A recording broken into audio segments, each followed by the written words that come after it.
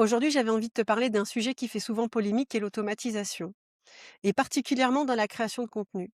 Parce que l'automatisation a longtemps été associée, et l'est toujours, hein, hem, à la déshumanisation de ton contenu, de ton propos, à quelque chose de froid, de détaché, et clairement, je sais que c'est pas du tout ce que tu veux. Pour autant, j'ai quand même envie, d'aborder, ce sujet et d'aller un peu plus aux profondeurs parce qu'il y a matière à discuter et à, utiliser l'automatisation dans ta création de contenu. On va voir, qu'il y a plusieurs raisons, je vais les développer au fur et à mesure.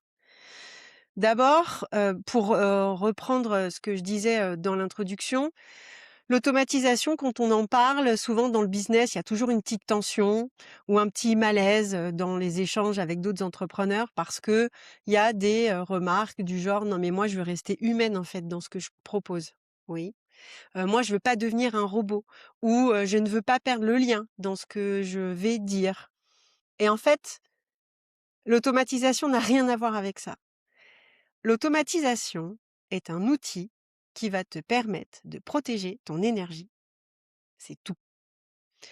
Après que tu l'utilises, tel quel, ou que, tu ne te formes pas un peu à utiliser, l'outil, là clairement oui, on va voir que ce n'est pas toi et cetera, mais c'est juste parce que tu auras pas joué le jeu.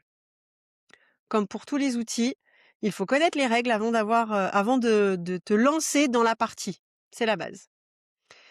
Donc on a confondu et on confond toujours automatisation et déshumanisation. Comme si automatiser, ça supprimait le lien en fait que tu allais créer avec le prospect ou, l'audience, si jamais tu avais un podcast. Comme si faire les choses à la main, c'était automatiquement plus humain. Mais en fait, concrètement, est-ce que tu vas vraiment, hem, être plus présente quand tu réponds pour la 18e fois à la même question dans la semaine? Est-ce que tu ne seras pas juste plus fatiguée de le faire? Tout simplement. L'automatisation, elle est là, en fait. Moi, je vois beaucoup de femmes qui répondent à chaque message, immédiatement, qui, réexpliquent sans cesse et répètent sans arrêt les mêmes choses. Elles envoient les informations à la demande, au fil de l'eau. Elles improvisent, en fait, la plupart du temps, dans leurs relations avec, leurs, followers, leur audience ou leurs prospects. Mais tout ça, ce n'est absolument pas stratégique.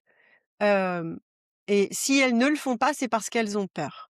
Elles ont peur d'avoir l'air distantes, elles ont peur de perdre une cliente, elles ont peur que le lien se casse. Mais en fait, tout ça, ça correspond juste à un état de fatigue, à une succession de tâches répétitives que tu fais toi, mais qui vont clairement te fatiguer. Et cette énergie-là, si tu la mets là, tu la mettras pas ailleurs. Donc, vouloir automatiser, c'est pas clairement vouloir tout déléguer. Ce n'est pas robotiser, ton process. C'est juste décider à un moment donné ce qui va être plus stable, ce qui peut être fait sans toi et ce qui mérite que ton énergie reste, directe et intense. En d'autres termes, automatiser, c'est, dire que ton énergie est précieuse et que tu n'as clairement pas envie de la diluer dans des choses qui ne te rapporteront rien. Parce que on replace un petit peu, les choses dans le contexte. L'entrepreneuriat, ce n'est pas du bénévolat. Donc si tu as choisi d'entrer dans le jeu de l'entrepreneuriat, c'est que tu as décidé d'en vivre, d'en faire ton métier.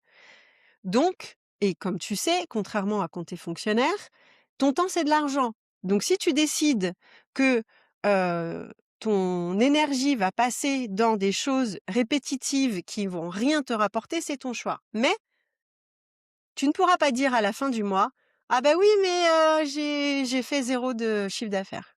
Voilà. Où est-ce que tu places ton énergie? Et c'est un choix et c'est une stratégie de déléguer certaines choses à des choses simples, un outil, plutôt que, de le faire toi.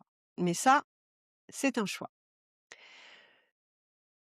Une autorité, solide, elle ne repose pas sur ta disponibilité permanente. Un message, tac, je réponds. Une demande, tac, je fais ci. Un like, tac, je fais ça, et cetera. En revanche, ton autorité, elle va reposer sur 3 choses importantes. qui est la clarté de ton message, la fiabilité de tes process et la cohérence de ton expérience. Tout simplement. Et ça, quand ça dépend de ton humeur, de ton énergie, de ton niveau de fatigue, ton business devient fragile. On en revient, je t'invite à aller voir la vidéo précédente sur l'autorité et la notoriété. Si tu décides de baser tout ton business sur ta motivation, c'est-à-dire sur du sable, c'est dangereux. Donc l'automatisation, elle va juste stabiliser ta posture. C'est un soutien, une béquille. Elle va te permettre en fait de vivre, de faire vivre ton message même quand tu n'es pas en train d'y répondre directement. Et juste un petit rappel, quand tu programmes tes posts, c'est de l'automatisation. Et tu vas pas me dire que c'est pas ultra pratique de programmer un mois d'un coup plutôt que de devoir y penser tous les jours à telle heure de devoir le faire. C'est ça de l'automatisation. On peut aller plus ou moins loin dans l'automatisation.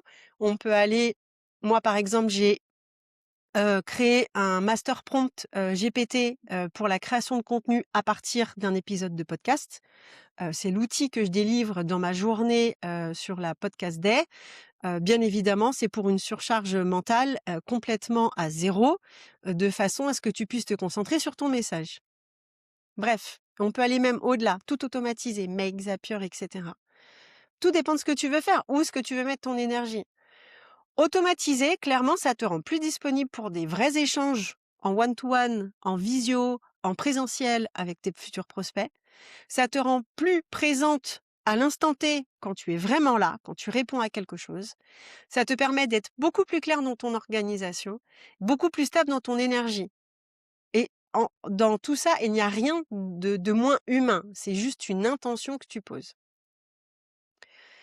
Souvent, la résistance à l'automatisation n'est pas la technique, quoique, mais il faut avoir faut déjà avoir un certain savoir-faire dans la technique et les outils, mais je pense qu'elle est clairement plus profonde que je ne sais pas faire. C'est surtout la peur de ne plus être indispensable dans son propre business, la peur que tout fonctionne sans toi. Et quand bien même, est-ce que ça ne serait pas le Graal que les choses tournent derrière en back-office sans toi et que toi, tu sois concentré avec tes prospects. Un business sain ne doit pas dépendre de ton épuisement. Un business sain doit uniquement fonctionner parce qu'il est structuré. En gros, si je dois résumer un peu ce que j'ai dit, l'automatisation à aucun moment ne te rend froide, distante avec ton audience, avec les autres personnes qui sont dans ton entourage, dans ton environnement. Pour moi, l'automatisation, ça protège ton énergie, ça protège ta posture et ça protège ton autorité. Et ça te permet vraiment d'être présente là où ça compte pour toi. OK? Je te le dis déjà, dans le prochain épisode, on parlera de ce qui se passe quand tout repose encore trop sur toi, quand tu veux pas lâcher. Mais ça, c'est l'épisode suivant. En attendant, je t'invite à t'abonner à la chaîne, à liker si tu as aimé et à aller écouter le podcast si tu es curieuse. Je te souhaite une bonne journée.